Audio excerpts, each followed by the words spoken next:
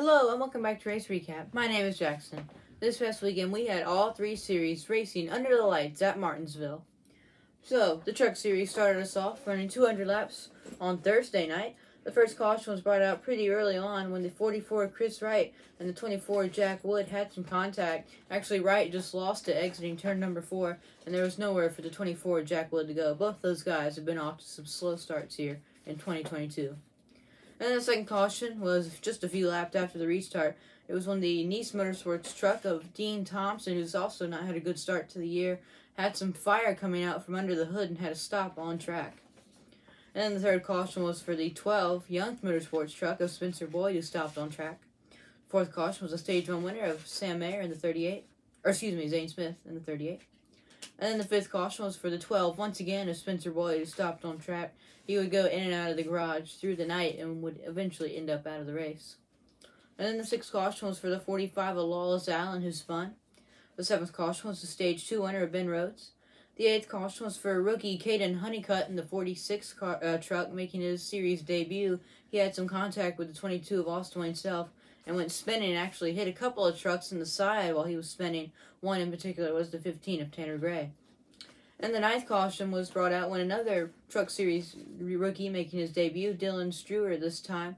He had some contact with what looked like to be the 44 Chris Wright and possibly some wall contact. There was no replay, but the damage would say so. Then the 10th caution was when the 52 of Stuart Friesen spun out on that restart. And the 11th and final caution happened when the 02 of Jesse Little, he spun out after some pretty big contact with the 30 of Tate Fogelman, who then had to check up and was hit hard in the back by the 32 of Brett Holmes. And the checkered flag in this race went to the 7 truck of William Byron. Top 10 here were William Byron, Johnny Sauter, who was in the 13 truck for the first time this year, came in and got a second place finish. Great run for Johnny. Kyle Busch, John Hunter Nemechek, Ben Rhodes, Chandler Smith, Matt Crafton, Grant Enfinger, Zane Smith, and Tyler Ankrum rounded out top 10. DNFs in this race, Austin Wayne Self had brake problems after some damage on track. Dylan Struer was out for the accident. Spencer Boyd had electrical issues. Caden Honeycutt was out for the accident, along with Jack Wood. And Dean Thompson had the electrical issues. So the next night, it was the Xfinity Series running 250 laps. It was a very eventful race. You see, we had to go over to the side here, so let's try to ignore that for this first part here. So the first caution happened before they even got down into turn number 1. There were some big problems for the 47 of Brennan Poole, who's done a pretty good job of making the races so far in the Mike Harmon racing car. He actually just blew it up, and smoke filled the car everywhere. Fluid leaked down the back straightaway, so it was a pretty long, lengthy caution. And then the second caution was for the 44 of Howie DiSavino III, making his series debut. Meant to do it at Richmond the other week, but did not make the show. But unfortunately, this would be the end of his night early on. And then the third caution was the Stage 1 winner of Ty Gibbs. The fourth caution was on the 48 of Jade Buford went around after some pretty big contact with the 07 of Joe Graff Jr. Then the fifth caution once again involved Joe Graff. This time he got into the back of the 99 of Stephen Parsons and spun him around. He actually did a 360 and kept it going straight, but there still was a caution. Then the sixth caution was for the 26 of Derek Griffith, who spun and made some decent contact with the outside wall. Then the seventh caution was the Stage 2 winner of Brandon Jones. The eighth caution was the 7 of Justin Allgaier, who has been running up front all night long. He lost it in turns 1 and 2 and got up into the outside wall. And then the ninth caution was for the 18 of Ryan Truex this weekend. He spun it out. The 10th caution was when the 8 of Josh Berry had some contact with his boss, Dale Earnhardt Jr. in the 88. He's making his one and only start this weekend. Got to see Jr. in the car. Unfortunately, they are teammates and they made some contact, which led to a cut tire for the 8 of Berry, and he spun out. Then the 11th caution was for the 5 of Matt Mills, who spun and backed it hard into the outside wall. He's had a couple hard hits already this year. And also the 28 of Natalie Decker. I think she just spun trying to avoid at the back of the pack. Then the 12th caution was when the 99 of Stephen Parsons got up into the outside wall. The 13th caution was on that restart when the 11 of Daniel Hemrick spun. The 4th caution was when the 48 of Jade Buford lost it and spun around, and there was nowhere for the 26 of Derek Griffith to go. The 15th caution was for Dale Earnhardt Jr. He spun around in the 88 car. And then it was a red flag. It was a big crash. It was a little deja vu, actually, if you remember the trucks there on the dirt at Knoxville, where it became a parking lot on a restart. Well, it looked just like that, but at Martinsville, this time on pavement. And, of course, this was a red flag.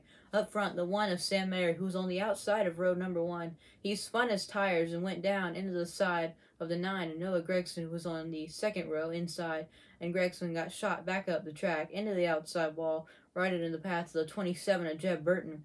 And down below, everyone just went spinning. The 36 of Alex LeBay, the 4 of Bailey Curry, and the 7 of Justin Allgaier all went down into the inside wall. The 91 of Mason Massey got into the side of Bailey Curry. The 68 of Brandon Brown got into the side of Allgaier. Did end Brandon Brown's day. Also, the 26 of Derek Griffith went around. So this was a pretty lengthy, almost 20-minute red flag for that big cleanup. And then lastly, this led to an overtime finish, and it was crazy in overtime. So it was Ty Gibbs on the front row inside, and Brandon Jones, his teammate.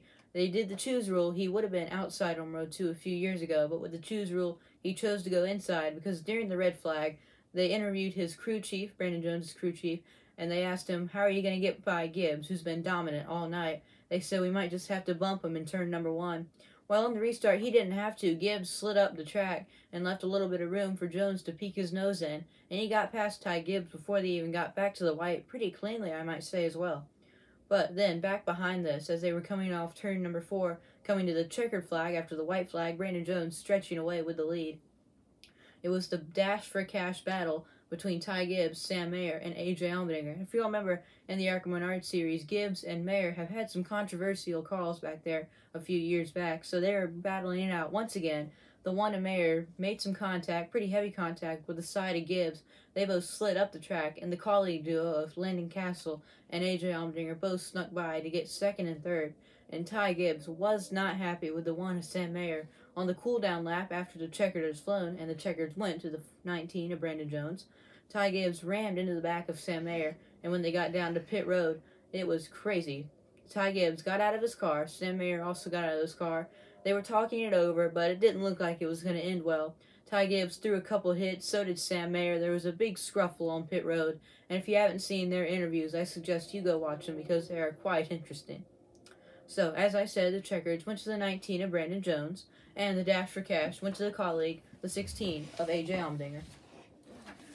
So the top 10 here were Brandon Jones, Landon Castle, that's his best career finish, second place. A.J. Allmendinger, Austin Hills, Sam Mayer, Riley Herbst, Ryan Truex, Ty Gibbs still finished 8th, Ryan Sieg, and Jeremy Clements rounded out top 10. Next in this race, Jeb Burton was out for the accident. Mason Massey was out with the damaged vehicle policy. Brandon Brown was out for the accident. Howie Eastman III, I mentioned he had drive shaft issues. Also, Brett Moffitt in the 02 had drive shaft issues. And Brennan Poole out early on with that clutch problem. So the next day, it was the Cup Series, running 400 laps. Usually run 500, it was just 400.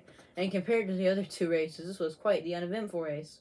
But it was pretty eventful on track, I'll say. So the first caution was the Stage 1 winner, which went to the 9 pole sitter, Chase Elliott. Chase Elliott would go on to the second caution and sweep both stages at Martinsville. The third caution was for the Joe Gibbs, number 11, of Denny Hamlin, who stopped on track. Not sure what the issue was. He got it fired back up, though, a little later on. And lastly, right on cue, with under 10 laps to go, this sent the race into overtime. The 38 of Todd Gilliland, who had a pretty good run going inside the top 20, got hard on the brakes and went up into the outside wall in turns 3 and 4. And this would lead to an overtime finish with William Byron, who had been pretty good all night, along with Chase Elliott, and Joey Logano would be right behind him. Byron got a great jump and was able to pull away down the backstretch and take the win. So that's 2 wins, actually, for William Byron in the truck race and the Cup race.